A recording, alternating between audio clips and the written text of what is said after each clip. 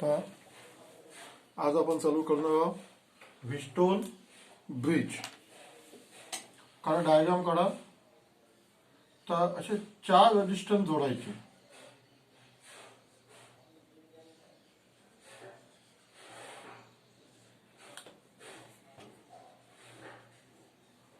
असे 4 रेजिस्टन्स जोडायचे. इक्विलॅटर A B C D असे इक्विलॅटर झालं. पी रेजिस्टन्स क्यू आणि एस आणि R. These 4 resistances are connected to form an equilater ABCD. It is known as a bridge. याला Wheatstone bridge म्हणतात. याच्यामध्ये बी आणि डी मध्ये गॅलॉनोमीटर टाकायचं. काय टाकायचं? गॅलॉनोमीटर. कॅपिटल जी म्हणजे रेजिस्टन्स ऑफ गॅलॉनोमीटर. आय जी म्हणजे करंट पासिंग थ्रू गॅलॉनोमीटर. आणि हा जो बीज आहे हा बीज बॅटरीला म्हणजे सेलला जोडायचा आणि की प्लग की ऑन ऑफ स्विच प्लग की आणि ऑन ऑफ स्विच येतात connected between A and C. तर this is the circuit diagram of Wheatstone bridge. Wheatstone bridge म्हणजे हे 4 resistances are connected to form equilateral ABCD. असे 4 विषय जोडायचे. याला ब्रिज म्हणतात. Cell of EMF E.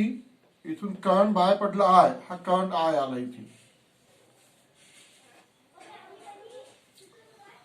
इथे काल शिकवलेला लॉ वापरायचा आहे. Kirchhoff's current law. Current entering the junction is equal to current leaving the junction. म्हणजे I1 is a current flowing through resistance P. I2 is a current flowing through resistance S. Total किती current आहे? I म्हणजे I is equal to I1 plus I2. इथे current आला. हा I1 current इथे आला. ठीक आहे. I2 current flowing through गॅलॉनोमीटर from B to D. यामधून किती करंट पास झाला? समजा यामधून हा 10 एम्पियर करंट आहे. 3 एम्पियर इथून गेला म्हणजे इथून किती शिल्लक राहिला? 7 एम्पियर. म्हणजे I1 मायनस IG हा जो करंट आहे पासिंग थ्रू रेजिस्टन्स Q. इथे बघा आता हा IG करंट इथे आला. I2 करंट इथे आला. हा जंक्शन पॉइंट झाला. काल शिकवलं KCL किर्चॉफ्स करंट लॉ. मग इथून किती करंट पास होईल? हा I2 IG म्हणजे I2 प्लस IG याच्यामधून करंट पास होईल. Current entering the junction is equal to current leaving the junction. हा करंट इथे आला. हा करंट इथे आला. हा I1 मायनस IG आला. हा I2 प्लस IG आला. या दोघांची पुन्हा इथे ऍडिशन झाली म्हणजे इथून किती करंट बाहेर पडला. मग हे दोघांची ऍडिशन करा. Plus IG minus IG cancel होऊन जाईल. म्हणजे I1 प्लस I2 म्हणजेच टोटल करंट आहे. तिथून करंट I बाय असा. तर this is the circuit diagram of Wheatstone bridge. काढून घ्या diagram.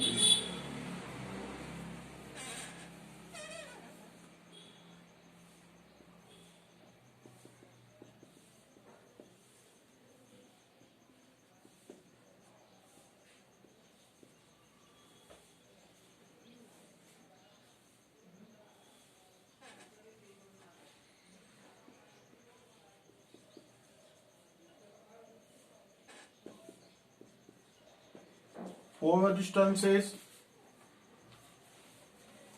P, Q, R and S are connected to form equilateral.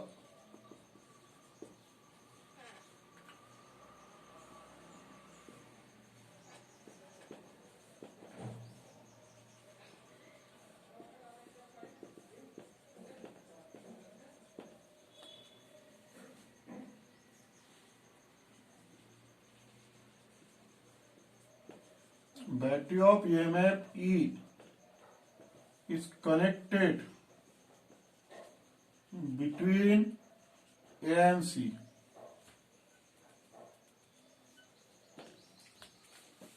तर यामधला जो हा पॉइंट आहे पहा positive is connected to A, negative connected to C. म्हणजे हा ए पॉइंट हाय पोटेन्शियलला आहे, सी पॉइंट लो पोटेन्शियलला आहे, हे लक्षात ठेवा.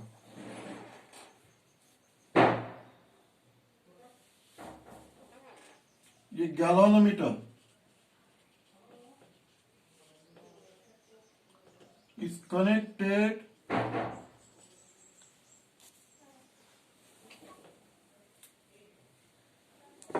between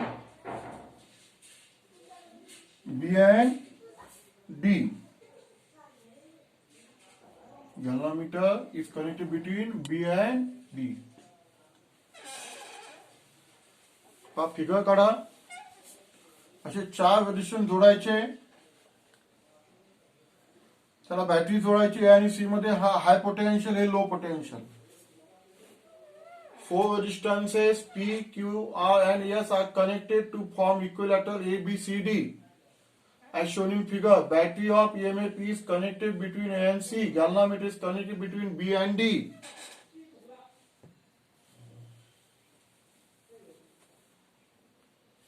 Let capital G be resistance of galvanometer. Resistance of galvanometer.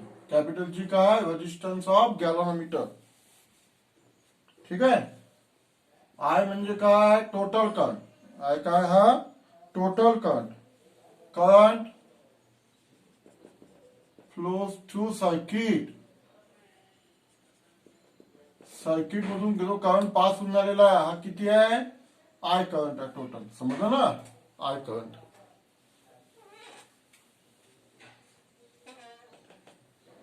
त्याच्यानंतर I1 म्हणजे काय, I1 be current flows through resistance P. Resistance P. I2 be current flows through resistance yes. समजलं, quantity लक्षात आलंय. आणि आय जी आणखी राहिलं, I G be current flows through galvanometer. Flows through galvanometer. याला क्वांटिटी लिहून घ्या तुम्ही. कॅपिटल जी म्हणजे काय, या गॅलव्हॅनोमीटरचा रेजिस्टन्स. लेबॉरेटरीमध्ये गॅलव्हॅनोमीटर असते अशा पद्धतीचं. 0, 10, 20, 30 असे डिव्हिजन असतात तिच्यावर, आणि असा पॉइंटर असतो. समजलं ना. गॅलव्हॅनोमीटरचा यूज काय, to detect electric current in the circuit. समजा असं करंट दाखवतो, ठीक आहे, असं गॅलव्हॅनोमीटर असते. हे गॅलव्हॅनोमीटर आपण बी आणि डी मध्ये कनेक्ट केलेलं आहे. कॅपिटल जी म्हणजे resistance of galvanometer. I M be the current flows to circuit. Total current I आहे. I1 be current flows to resistance P. I2 be current flows to resistance S. IG म्हणजे current flows to galvanometer. अशा पद्धतीने आपण केलेलं आहे ते.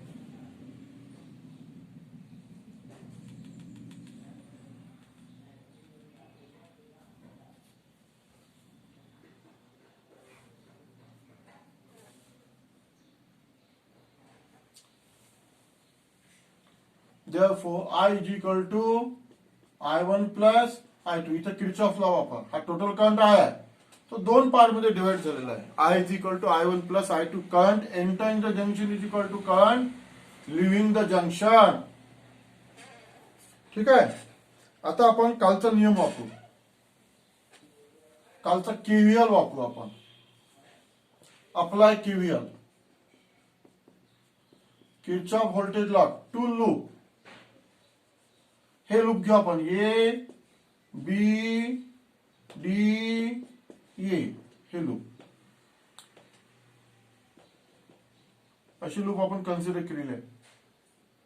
इथून चाललेलो आपण असं हे लूप. कालचा आपल्याला लॉ वापरायचा आहे. कोणता लॉ वापरायचा आपण, काल कोणता पाहिला होता आपण, product of current and resistance and EMF equals to 0. काढू प्रॉडक्ट. याच्यामध्ये बॅटरी तर नाही आहे म्हणजे इक्वल टू 0 येईल. 3 रेजिस्टन्सेस आहेत. चला इथून चालू कर. करंट इंटू रेजिस्टन्स I1P हा पॉझिटिव्ह का निगेटिव्ह? पॉझिटिव्ह. कारण तुम्हाला काल सांगितलं ना करंटची इथून लूप अशी आपण स्ट्रेस केलेली आहे आणि करंट याचा चाललेला आहे म्हणजे पॉझिटिव्ह. इथे आलो आपण, हे पॉझिटिव्ह होईल. IG इंटू जी करंट इंटू रेजिस्टन्स. इकडे आलेलो आपण. करंट असं चाललेला आहे. लूप आपण डी कडून ए कडे चाललेलो आहोत म्हणजे हे मायनस येईल.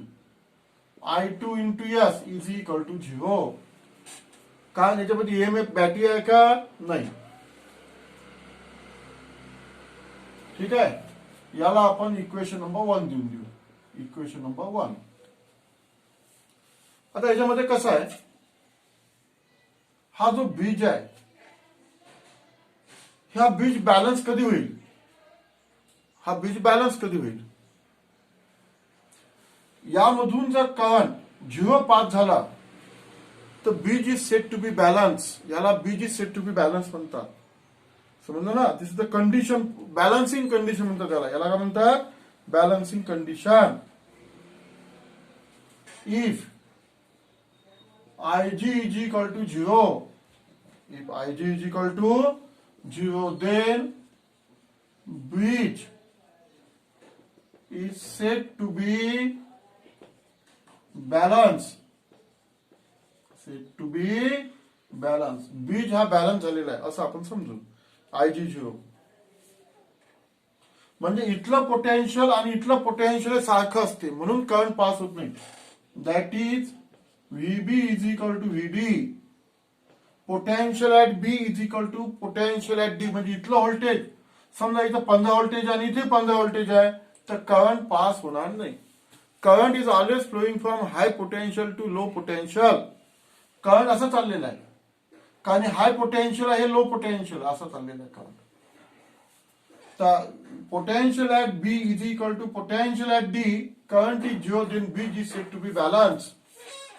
आता ही कंडिशन टाकून देऊ आपण. Therefore इक्वेशन 1 काय मिळेल आपल्याला? I1P ही IG ची किंमत 0 आहे minus I2S is equal to 0. ठीक आहे. तर IG इज इक्वल टू 0 घेतला आपण इक्वेशन 1. हे आलं. Therefore I1P is equal to ही इकडे घेऊन आहे काय मग I2S. काय मिळेल आपल्याला? I2S equation 2. हे इक्वेशन 2 झालं आपलं. तर इक्वेशन 2 कसं काढलं समजलं? ही लूप आपण तयार केलेली आहे. याला केव्हीएल वापरलेला आहे. 3 आया प्रोडक्ट येतील. आया प्रोडक्ट म्हणजे करंट इंटू रेजिस्टन्स. याच्या अगोदर व्होल्टेज काढा, याच्या अगोदर व्होल्टेज काढा. याच्या व्होल्टेज कसं काढायचं? ओम्स लॉने काढायचं. V is equal to I R. Voltage काढलं. Current into resistance, current into resistance, current into resistance. जर करंटची डायरेक्शन आणि लूपची डायरेक्शन सारखी असेल तर प्लस. इथे करंट असं चाललेलं आहे आपण लूप डी कडून ए कडे चाललेलो आहोत. समजलं ना? असं ABDA असं चाललेलो आपण. हे म्हटलं. IG 0 घ्यायचा. Bridge is set to be balance. हे बीज कधी बॅलन्स होईल? जर इथलं पोटेंशियल सारखं असेल. अगर यहाँ का वोल्टेज और यहाँ का वोल्टेज सेम है तो ऐसा बोल सकते हैं अपन bridge is set to be balance. IG is equal to 0. तो ये वैल्यू 0 ले लिया. ये स्टेप ऐसी बन गई. ये माइनस क्वांटिटी इधर लेके आए इक्वेशन 2. अब ये जो है केवीएल है ये अपने को ये बीज को लगाना पड़ता. Apply KVL to loop. कौन सी लूप अपन अप्लाई करेंगे? BCDB. ये बी यहां से जाएंगे अपन BCDB असं जाऊ आपण. ठीक आहे. अशी लूप आपण कन्सिडर केलेली आहे. किती आया व्होल्टेज किती काढावं लागेल? 3. 1 2 3 इथून काढू मग. Current into resistance I1 minus IG into resistance Q. हा प्लस की मायनस? प्लस. कारण की लूप इथून स्ट्रेस केली आहे बी कडून सी कडे. करंट तसा चाललेला म्हणजे पॉझिटिव्ह. इथे आहे आता हे मायनस येईल कारण लूप सी कडून डी कडे आहे. करंट असा चाललेला आहे म्हणजे minus. I2 plus IG into resistance R into resistance R.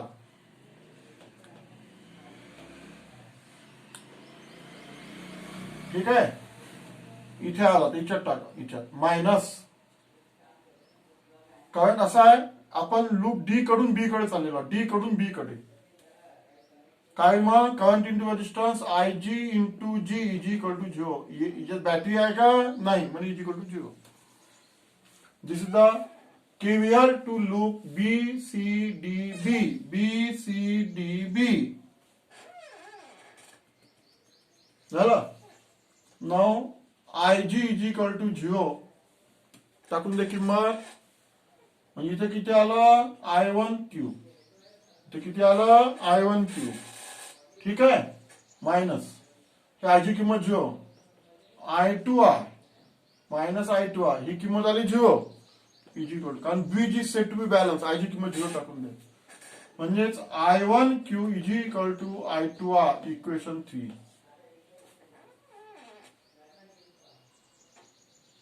असं इक्वेशन काढलं आपण या लूपवर. असे इक्वेशन 2 आणि इक्वेशन 1 असे आपण दोन इक्वेशन तयार झालेले आपले.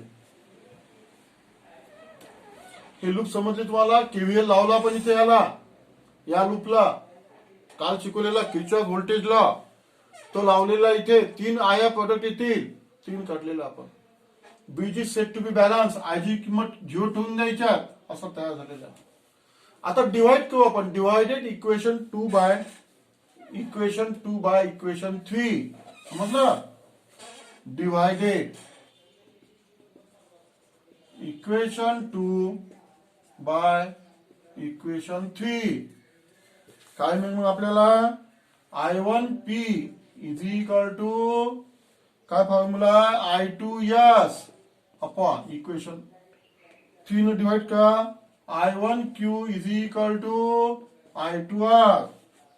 ठीक आहे, काय कॅन्सल झाला, I1 I2 P upon Q is equal to S upon R. याला balancing condition of Wheatstone bridge म्हणतात. P अपॉन Q या दोघांचा रेशो आणि या दोघांचा रेशो, रेजिस्टन्सचा रेशो हा सारखाच असतो. This is the condition, this is the condition for balancing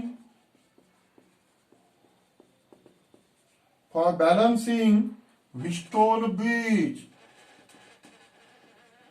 balancing Wheatstone bridge problem करिता हा फॉर्म्युला कामात पडतो. म्हणजे 3 रेजिस्टन्सेस जर आपल्याला यापैकी माहित असेल तर चौथा आपण काढू शकतो बाय युजिंग दिस फॉर्म्युला. ठीक आहे, P upon Q is equal to S upon R. P upon Q is equal to S upon R. याला म्हणतात condition of balancing Wheatstone bridge. Article completed.